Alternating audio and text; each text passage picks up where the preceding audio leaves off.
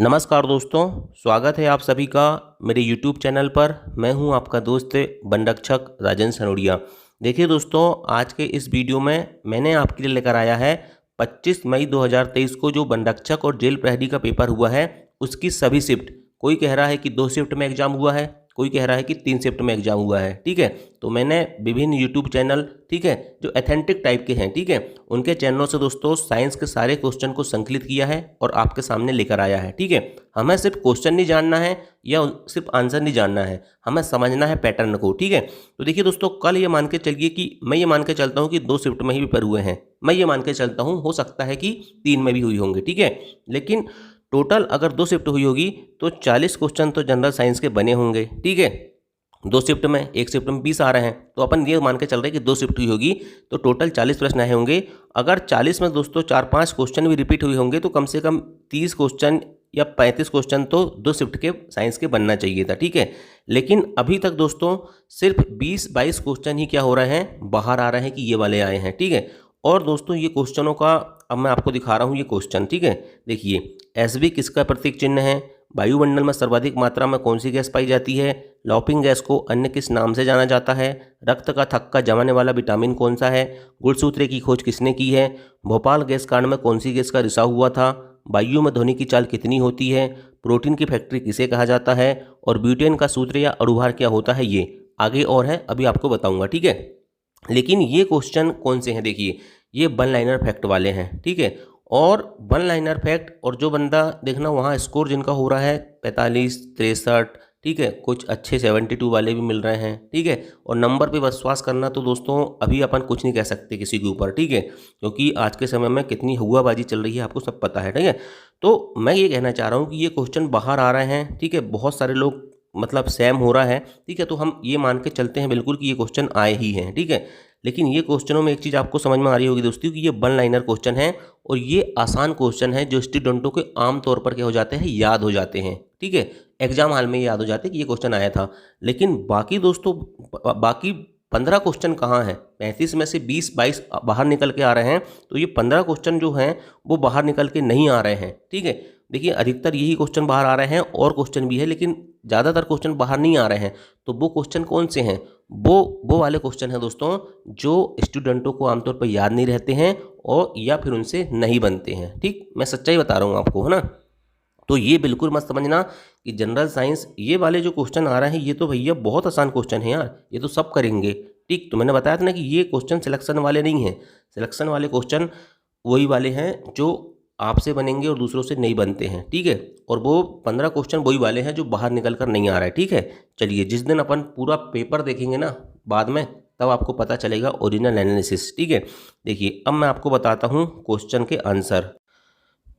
पहला क्वेश्चन ये है दोस्तों कि एसबी किसका प्रतीक चिन्ह होता है। ठीक है, तो देखिए दोस्तों, एसबी जो होता है वो एंटी मनी का प्रतीक चिन्ह होता है। ठीक है, जैसे सोना का होता है एयू, ठीक है, मरकरी का होता है एचजी। देखो, आपको पैटर्न तो देखना है लेकिन आगे पढ़ाई किस पैटर्न में करना है मैं आपको इस क्वेश्चन के माध्यम से बताना चाहता हूँ कि आपको कैसे कैसे पढ़ना है। देखो, कल उसने पूछ लिया एंटीमनी किसका प्रतीक है, हो सकता है आज पूछ ले वो कि टिन का किसका प्रतीक है, एसन किसका प्रतीक है, या पूछ सकता है कि लेड का प्रतीक क्या है, या पूछ सकता है मरकरी, सोना। ठीक, ये डिफरेंट टाइप के होते हैं। जैसे मान के चलिए दोस्तों, हाइड्रोजन होता है तो हाइड्रोजन का एच हो जाता है। ठीक है, कार्बन का सी हो जाता है, नाइट्रोजन का एन हो जाता है, ऑक्सीजन का ओ हो जाता है। तो ये नॉर्मली समझ में जाते हैं। ठीक है, लेकिन ये देखिए, सोना का एयू हो रहा है, ठीक है, गोल्ड का, तो सोना का ओरम होता है इसके लिए इसको एयू बोलते हैं। मरकरी यानी पारा होता है, हाइड्रोजन होता है दोस्तों, इसलिए इसका एचजी होता है, नाम से अलग डिफरेंट संकेत होता है। ठीक है, लेड होता है दोस्तों, लेड का होता है पीबी, लेड प्लम्बम पीबी होता है। ठीक है, इसी प्रकार से टिन का दोस्तों एसएन होता है,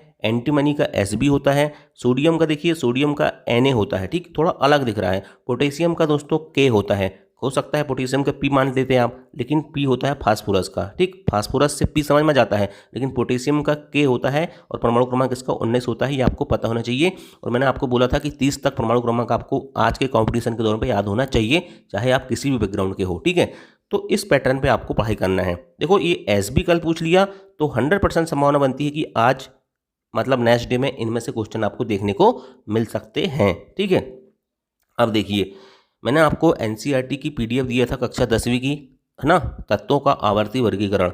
ये वाली टेबल दिया था, ये आधुनिक आवर्त सारणी की टेबल है। आपको नहीं दिख रही होगी, आप टेंशन बिल्कुल मत लेना।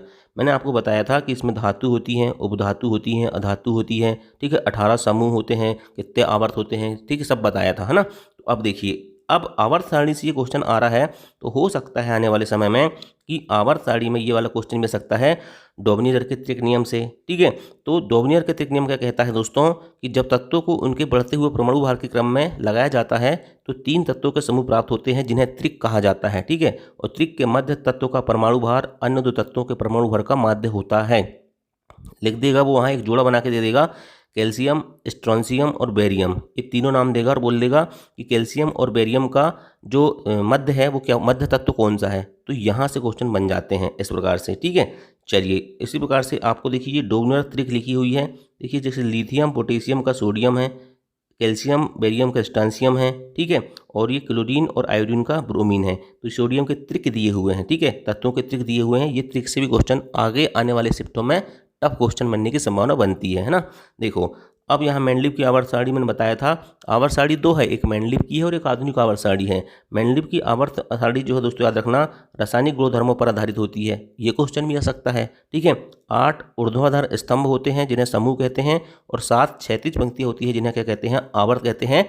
मेंडलीव की आवर्त सारणी में याद रखना 7 है ना, 8 ऊर्ध्वाधर है, स्तंभ है, समूह, और 7 क्षैतिज पंक्ति है मेंडलीव में, लेकिन आधुनिक आवर्त सारणी में चेंज हो जाता है, ठीक है।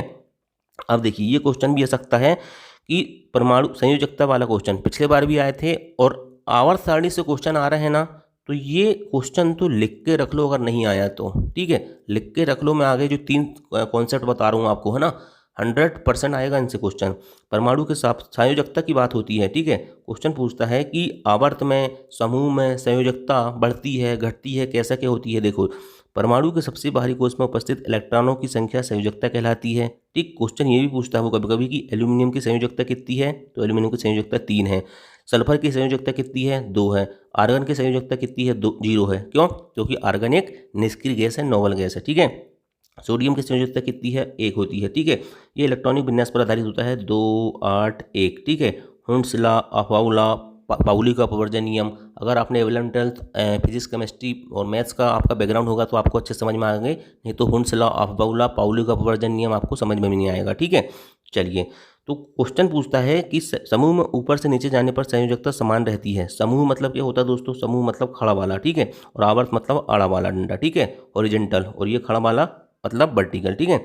तो ऊपर से नीचे जाने पर संयोजकता तो समान रहती है, लेकिन आवर्त में बाएं से दाएं जाने पर पहले बढ़ती है और उसके बाद घटकर 0 हो जाती है। देखिए, सोडियम की 1 है, मैग्नीशियम की 2 हो गई, फिर एल्यूमिनियम की 3 हो गई, सिलिकॉन की 4 हो गई, ठीक है, यहाँ तक हुई। फिर इसके बाद फास्फोरस से घटने लगी, फास्फोरस, सल्फर, क्लोरीन, आर्गन घटने लगी और 0 हो गई। तो ये होता है, यहाँ से क्वेश्चन बनते हैं कि आवर्त में बाएं से दाएं जाने पर संयोजकता क्या होती है।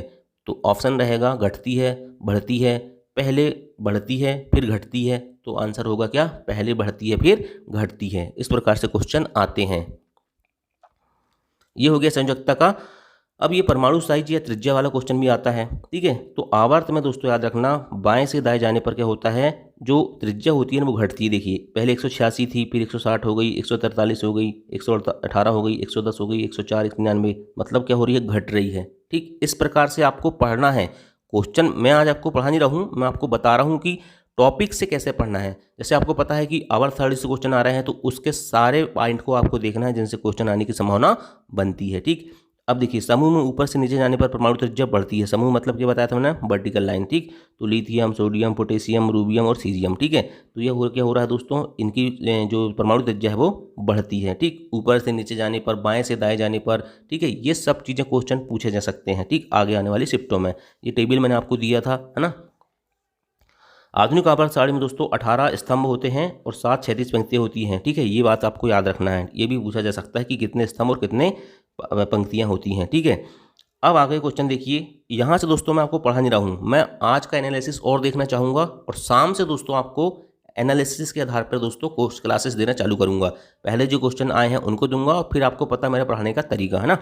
विद्युत बल्ब का फिलामेंट किसका बना भाई, विद्युत बल्ब का फिलामेंट टंगस्टन का बना होता है, ठीक है। क्यों? क्योंकि इसका गलनांक बहुत अधिक होता है, ठीक, बहुत अधिक होता है, इसलिए विद्युत बल्ब का फिलामेंट किससे बनता होता है, टंगस्टन का बना होता है, ठीक है। चलिए, लोहे में जंग लगना कैसा परिवर्तन है। अच्छा देखिए, पहला क्वेश्चन तो मैंने पढ़ाया हूँ, ठीक है, ये क्वेश्चन भी मैंने पढ़ाया हूँ, ठीक है। इसके बाद दोस्तों दोहे में जंग लगना किसका परिवर्तन है, ये रासायनिक परिवर्तन है, ये भी मैंने पढ़ाया है। ये सब एनसीईआरटी के क्वेश्चन है, ठीक है। चलिए, घरों में विद्युत संयंत्र किस क्रम में जुड़े होते हैं। अब जो स्टूडेंट अभी मेरे से 1-2 महीने पहले जुड़े होंगे, 1 महीने पहले, तो उनको पता हो नहीं होगा ये क्वेश्चन, लेकिन मैंने दोस्तों इसके न्यूमेरिकल भी करवाए हैं विद्युत में। 1/R बराबर 1/R1 plus 1/R2 plus 1/R3, ठीक है, और R बराबर R1 plus R2 plus R3, इसके न्यूमेरिकल भी कराए हैं। और बताया था कि घर में जो विद्युत संयंत्र जुड़े होते हैं समांतर क्रम में जुड़े होते हैं, ठीक है, घर में जो इलेक्ट्रिसिटी चलती है, ठीक। चलिए, क्योंकि अगर सीढ़ी क्रम में लगा रहेगा ना, ठीक है, तो एक बार में पूरे आपके घर में जितने विद्युत यंत्र लगे हैं, यदि लाइन मतलब जो आपकी विद्युत में थोड़ा सा भी डिफॉल्ट आया तो पूरे एकदम से पूरे आपके जो उपकरण हैं पूरे क्या हो जाएंगे, डैमेज हो जाएंगे, ठीक है। इसलिए याद रखना समांतर क्रम में जुड़े होते हैं घर में, है ना। चलिए, नेक्स्ट क्वेश्चन है, जब सूर्य उदित होते समय एवं डूबते समय लाल क्यों दिखाई देता है, तो प्रकाश के प्रकीर्णन के कारण दिखाई देता है। आपको पता है दोस्तों कि सूर्य का प्रकाश सफ़ेद रंग का दिखता है हमको, ठीक है, और वो 7 रंग से बनकर बना होता है। कौन कौन से, बैजानी, हपीनाला, बैगनी, जामुनी, ठीक है, इसके बाद नीला, हरा, पीला, नारंगी और लाल, ठीक है, बेजानी, हपीनाला, ठीक है। तो ये हो गए 7 रंग। 7 रंग में मैंने आपको बताया था कि लाल रंग की तरंगदैर्घ्य सबसे अधिक होती है और बैंगनी रंग की तरंगदैर्घ्य सबसे कम होती है, ठीक है। तो जो लाल रंग का प्रकाश होता है ना, उसका प्रकीर्णन क्या होता है, प्रकीर्णन कम होता है, ठीक है। इसलिए सूर्य उदित होते समय भी और डूबते समय भी हमें वो क्या दिखाई देता है, लाल दिखाई देता है। ये उसका ओरिजिनल रीजन होता है, ठीक है। चलिए, नेक्स्ट क्वेश्चन है, किस अम्ल का प्रयोग निर्जलीकरण के लिए किया जाता है, ठीक है। ये वाला क्वेश्चन मैंने आपको नहीं पढ़ाया था, ठीक है। किस अम्ल का प्रयोग निर्जलीकरण के लिए किया जाता है। अब ऑप्शन में किया था मुझे नहीं पता है वहाँ पर, ठीक है। वहाँ ऑप्शन में हो सकता है कि 2-4 एक एसिड का नाम लिखा रहा होगा, 1-2 बेस का नाम लिखा रहा होगा, या फिर 1-2 साल्ट, मतलब अम्ल, क्षार और लवण, समझते हैं ना, मैंने पढ़ाया हूँ, है ना। तो ऑप्शन एलिमिनेशन करके भी आप क्वेश्चन सॉल्व कर देते। अब पता नहीं मुझे कि ऑप्शन कैसा आया है या क्वेश्चन किस प्रकार से पूछा गया है, लेकिन किसी स्टूडेंट ने मुझे मेरे टेलीग्राम चैनल पर बताया है कि सर ये क्वेश्चन आया था, ठीक है, और मैं इस क्वेश्चन पे विश्वास कर रहा हूँ ना। तो ये क्वेश्चन आपको नया मिलेगा, बाकी लोग जगह में आपको देखने के लिए नहीं मिल सकता, ठीक है। तो इसका आंसर था दोस्तों, ये तीनों चीज़ होते हैं, सांद्र सल्फ्यूरिक अम्ल, फास्फोरस पेंटॉक्साइड और फास्फोरिक क्लोराइड। ये तीनों अम्ल का प्रयोग निर्जलीकरण के लिए किया जाता है, मतलब जल को बाहर निकालने के लिए, ठीक है। चलिए, नेक्स्ट क्वेश्चन, एक पुत्र अपने पिता से कौन सा क्रोमोसोम प्राप्त करता है, बाय क्रोमोसोम प्राप्त करता है। ये बताने की जरूरत नहीं है, क्रोमोसोम से क्वेश्चन आ रहे हैं, है ना। ऑक्सीजन गैस की खोज किसने की है, तो प्रिस्टले और CW सेले ने दोस्तों ऑक्सीजन गैस की खोज की है, ठीक है। अब ऑप्शन में प्रिस्टले नाम था तो ठीक है, और CW था, तो दोनों में से एक कोई लगा देते। अब ऑप्शन क्या था मुझे नहीं पता, है ना। चलिए, एलपीजी में मुख्य रूप से कौन सी गैस होती है ना, तो देखिए एलपीजी में मुख्य रूप से दोस्तों प्रोपेन और ब्यूटेन गैस का मिश्रण होता है। अगर ऑप्शन में सिर्फ ब्यूटेन रहा हुआ तो ब्यूटेन आंसर हो जाता, ठीक है। चलिए, नेक्स्ट क्वेश्चन देखते हैं, केटली में पानी का गर्म होना उदाहरण है, ऊष्मा पढ़ाया था मैंने, चालन, संवहन, विकिरण, ठीक है। चालन में क्या होता है, ठोस पदार्थ, ठीक है, गर्म से ठंडे की ओर क्या होती है, ऊष्मा स्थानांतरित होती है। संवहन में बताया था मैंने, जल समीर जो होती है और थल समीर जो होती है वो संवहन, ठीक है, मतलब किस में होता है संवहन, संवहन किस में होता है, संवहन जो होता है द्रव और गैस में होता है, ठीक है, जल समीर और थल समीर। और विकिरण तो आपको पता है, सूर्य से आने वाले जो प्रकाश होता है उससे क्या होती है, कोई वस्तु गर्म हो जाती है, ठीक है। चलिए, तो उससे केस्टडी में पानी का गर्म होना उदाहरण है, संवहन का उदाहरण था, ठीक है। चलिए, पृथ्वी में सबसे अधिक मात्रा में पाए जाने वाला तत्व कौन सा है, ऑक्सीजन है, लगभग 46% पाया जाता है, ठीक है। चलिए, नेक्स्ट क्वेश्चन देखते हैं, सबसे अधिक अभिक्रियाशील धातु कौन सी होती है। ये क्वेश्चन मैंने अभी लेटेस्ट में पढ़ाया आपको, ठीक है, और आपको स्क्रीनशॉट चिपका के भी बताया था मैंने एनसीईआरटी की क्लास 10 का धातु एवं अधातु का, ठीक है। ये बताया था कि पोटेशियम की जो अभिक्रियाशील होती है सबसे अधिक होती है, उसके बाद सोडियम की होती है और उसके बाद कैल्शियम की होती है। हालांकि सोडियम भी अधिक अभिक्रियाशील होता है, लेकिन सोडियम से भी अधिक अभिक्रियाशील पोटेशियम होता है। अभी मेरे को लगता है पिछली 5-6 क्लास में अंदर में ये क्वेश्चन मैंने पढ़ाया था, ठीक है। चलिए, नेक्स्ट क्वेश्चन देखते हैं, वायुमंडल में सर्वाधिक मात्रा में कौन सी गैस पाई जाती है, नाइट्रोजन वायुमंडल में सर्वाधिक मात्रा में पाई जाती है, लगभग 78% पाई जाती है। ऑक्सीजन दोस्तों लगभग 21% पाई जाती है, ठीक है। इसके बाद आर्गन पाई जाती है और उसके बाद सबसे कम कौन सी होती है, कार्बन डाइऑक्साइड होती है। और भी होते हैं, एरोसोल होते हैं और विभिन्न गैसें होती हैं, लेकिन वो इतनी इंपॉर्टेंट नहीं है, ठीक। सबसे अधिक मात्रा में कौन सी पाई जाती है, नाइट्रोजन पाई जाती है, ठीक। चलिए, नेक्स्ट क्वेश्चन, लाफिंग गैस का रासायनिक नाम क्या होता है, या हंसाने वाली गैस का रासायनिक नाम क्या होता है, या हंसाने वाली गैस को किस नाम से जाना जाता है। किस प्रकार से क्वेश्चन आया था, लेकिन इससे क्वेश्चन आया था तो नाइट्रस ऑक्साइड N2O होना चाहिए, ठीक है। नाइट्रस ऑक्साइड क्या होता है, लाफिंग गैस का रासायनिक नाम होता है, ठीक। चलिए, रक्त का थक्का जमाने वाला विटामिन क्या होता है, तो रक्त का थक्का जमाने वाला विटामिन विटामिन के होता है, ठीक है, विटामिन के। अच्छा, इसका रासायनिक नाम कमेंट करके आप मुझे बता देना, है ना। चलिए, गुणसूत्र क्रोमोसोम की खोज किसने की है? गुणसूत्र क्रोमोसोम की खोज, गुणसूत्र को अंग्रेजी में क्रोमोसोम कहते हैं। गुणसूत्र या क्रोमोसोम की खोज किसने की है? तो वाल्डेयर ने की है, ठीक है। किसने की है? वाल्डेयर ने, है ना। भोपाल गैस कांड में कौन सी गैस से का रिसाव हुआ? तो मिक गैस का रिसाव हुआ था, मिथाइल आइसोसाइनेट का। 2 या 3 दिसंबर की मध्यरात्रि 1984, भोपाल, मध्य प्रदेश के मुख्यमंत्री अर्जुन सिंह, ठीक है।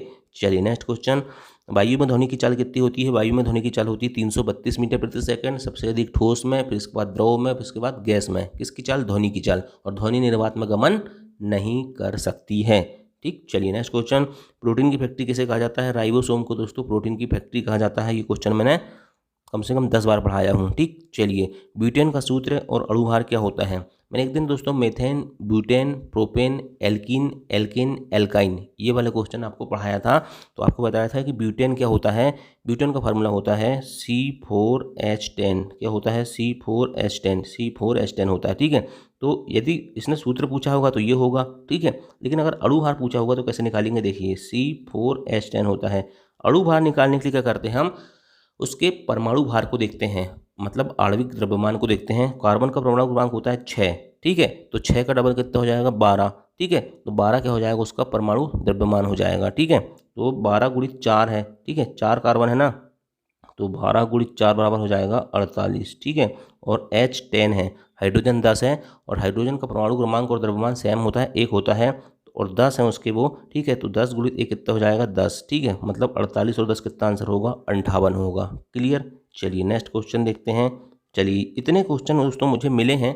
एक दो क्वेश्चन और मिले हैं कि धातु धातु वाला कोई क्वेश्चन आया था, है ना, अपवाद वाला जो क्वेश्चन है ना। चलिए, ब्रोमीन उमीन वाला क्वेश्चन, तो ये तो होगा बिल्कुल आसान क्वेश्चन भाई, है ना, जो स्टूडेंटों को आसानी से याद रहते हैं, उन्होंने बता दिया। लेकिन भाई ऐसा नहीं हो सकता यार कि इतने इतने आसान आसान सवाल ही आए होंगे साइंस में। तो कुछ टफ क्वेश्चन जो है अभी बाहर निकल कर नहीं आ रहे हैं, ठीक है। तो सब NCERT बेस्ड रहता है। थोड़ा बहुत क्वेश्चन जो आ रहे हैं ना, एक दो, ठीक है, तो वो बाहर से आ रहे हैं। उसके लिए आप यदि पढ़ना भी चाहते होंगे तो रेलवे की जो स्पीडी आती है उसको एक बार पलट के आप देख सकते हो, ठीक है। रेलवे की स्पीडी पलट लेना, ठीक है। लूसेंट तो मैंने पहले ही बोल दिया था कि लूसेंट पढ़ लेना, लेकिन रेलवे की स्पीडी आती है वो आप पढ़ सकते हो, ठीक है। चलिए दोस्तों, तो अपन अब आज का एनालिसिस और देखते हैं साइंस का, ठीक है। और उसके बाद दोस्तों मैं आपके लिए फिर प्रॉपर क्वेश्चन वाइज और उससे संबंधित फैक्ट वाइज क्लासेस रेगुलर लेके आता हूँ, ठीक है। अंग्रेजी में मैं पैराजम्बल लेके आऊँगा, ठीक है। हो सकता है पटवारी के जो प्रीवियस ईयर के पटवारी में अभी जो क्वेश्चन आए हैं, ठीक है, पैराजम्बल के, उन क्वेश्चनों को सॉल्व कर लेंगे हम, ठीक है। तो चलिए दोस्तों, थैंक यू, जय हिंद, जय भारत।